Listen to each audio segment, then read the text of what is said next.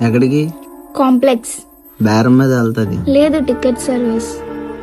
సరే కూర్చో.